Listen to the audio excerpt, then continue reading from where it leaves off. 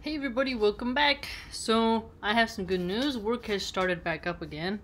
So, I'm very excited. It's been 4 months not working. Well, doing other things, but have multiple duties. But one of the main ones is live up again. So, I'm very happy. Alright, so we are reading The Sword of Allah. This was recommended to me by a fan. He really was spot on in his recommendation, to be honest. Okay, we're on page 6. While still a child, he was taught to ride. As a Makhzumi, he had to be a perfect rider and soon acquired a mastery over the art of horsemanship. But it was not enough to be able to handle trained horses. He had to be able to ride any horse. He would be given a young, untrained colt and had to break them and train them into perfectly obedient and well-disciplined war horses. Indeed, that's kind of like the Spanish war horses. The Clydesdales are some of my favorite horses, and they are used a lot because they can really just push into people to break up crowds. It's really interesting. They don't frighten as easy, and if they step on your foot, let me tell you, it's gonna hurt. The Bani Makhzum were among the best horsemen of Arabia. Look at that, I didn't know that. Best horsemen of Arabia. And Khalid became one of the best horsemen of the Bani Makhzum. Look at that. Man, I wish I could have a horse. Moreover, no Arab could claim to be a good rider if he only knew horses. He had to be just as good on camel. Hey! For both animals were vital for Arab warfare. This horse was used for fighting, and the camel for long marches, in which horses were tagged along unmounted. Oh, I remember when we read, was it in the Sealed Nectar? It said something about that, and then I was like, oh, maybe camels were for long distance and horses for this and that. And it looks like I was right. Along with riding, Khalid learned the skills of combat. He learned to use all weapons, the spear, the lance, the bow, and the sword. I wish we did this today, to be honest, quite frankly. Wish we did this today with firearms and with knives. He learned to fight on horseback and on foot. While he became a skillful in the use of all weapons, the ones for which he appears to have had a natural gift were the lance, used while charging on horseback, and the sword for mounted and dismounted dwelling. The sword was regarded by the Arabs as the weapon of chivalry. What's interesting? For this brought one nearest to one's adversary, and in sword fighting, one's survival depended on one's strength and skill, and not on keeping at a safe distance from the opponent. Yeah, that's a good point. Archer's kind of more far away. Good cavalry person, I mean, you can be far away, but if you're a mounted archer, right? The sword was the most trusted weapon. As Khalid grew to manhood, he attained a great height, over 6 feet. Dang, your boy was tall, he was tall, that's really tall. His shoulders widened, his chest expanded, and the muscles hardened on his lean and athletic body. His beard appeared full and thick on his face. With his fine physique, his forceful personality, and his skill at riding and the use of weapons, he soon became a popular and much admired figure in Mecca. As a wrestler, he climbed high on the ladder of achievement, combining consummate skill with enormous strength.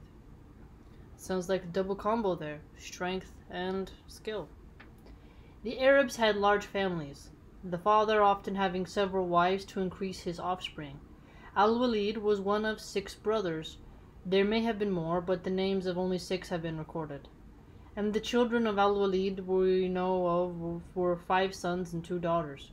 Look at that. It appears in the Waleed family, man. They must be very potent for male offspring. The sons were Khalid, Waleed named after the father, Hisham, Umara, and Abr Shams. Umara sounds like a girl name though. The daughters were Fakta and Fatima. Oh, Fatima. Al-Waleed was a wealthy man. Thus, Khalid did not have to work for a living and could concentrate on learning the skills of writing and fighting. Because of his wealthy background, Khalid grew up to disregard economy and became known for his lavish spending and his generosity to all who appealed to him for help. Oh, well, sometimes that can make you a little out of touch, though. Lavish spending, you should rein it in. I mean, depends on what it's being used for. Because lavish, when I think of lavish spending, I think of somebody who is that old Roman example where somebody's on a litter and they toss coins out, right? And everybody scrambles to pick up the coins they toss. Or they overpay for things. This generosity was one day to get him into serious trouble. Oh, makes sense, yeah, because the more you spend and you're overly generous, sometimes too publicly, people are going to come after you. Al-Waleed was a wealthy man, but the Quraysh were a surprisingly democratic people, and everybody was required to do some work or the other, either for remuneration or just to be a useful member of society. And Al-Waleed, who hired and paid a large number of employees, would work himself. Well, that's good. Instead of just... You ever seen that comic of what's the difference between a leader and a boss? A leader is in the front of the line, a boss sits down and just directs you on what to do. So, it seems like you did that. I like those kinds of people because I have more respect for them. Like, I've had some owners of different restaurants and they would work on the line cooking food with us, and many of them would work as a cashier and they would sweat and suffer with us. I appreciate those kinds of bosses. I really dislike the owners who are never there and they hide in their office and they only show up to yell and scream at you on what you're doing wrong, and they themselves simply bought the business and have no experience in the field. So it can definitely, edge you the wrong way. So it appears that Al-Waleed was at least somebody of the latter example who we can relate to, right? In his spare time, he was a blacksmith and a butcher. Oh, that's so cool! I like butchery, man. I don't do butchery now anymore. Because now I'm working with seafood. But it was nice. Blacksmith, that would be very cool. I like ceramics, so me and this guy have some common. Slaughtering animals for the clan. He was also a trader. See, he's multitasking. And along with other clans would organize and send trade caravans to neighboring countries. So he was really good at this, man. He's definitely had multiple skills. Not only good on horseback and fighting and combat, but look, he can do multiple things, not just a one-trick pony. On more than one occasion, Khalid accompanied trade caravans to Syria and visited the great trading cities of that fair province of Rome. Here he would meet the Christian Arabs of the Ghassan. Oh, look at this. Okay, he went to Rome. Okay, and then he met Christian Arabs of the Ghassan, Persians of the Ctesiphon, Copts from Egypt, and the Romans of the Byzantine Empire. Dude, he was just in it, wasn't he? What a glorious golden time to be alive. Khalid had many friends with whom, as with his brothers, he would ride and hunt. When not engaged outdoors, they would recite poetry, recount genealogical lines, and have bouts of drinking. Some of these friends were to play an important part in Khalid's life and in this story. And the ones deserving special mention besides Umar were Amr bin Alas, Abul Hakam. The latter's personal name was Amir bin Hashim bin al-Mughira, though he was to earn yet another name later. Abu Jahal. Oh, wait a minute. It's got 3 names. Wait a second.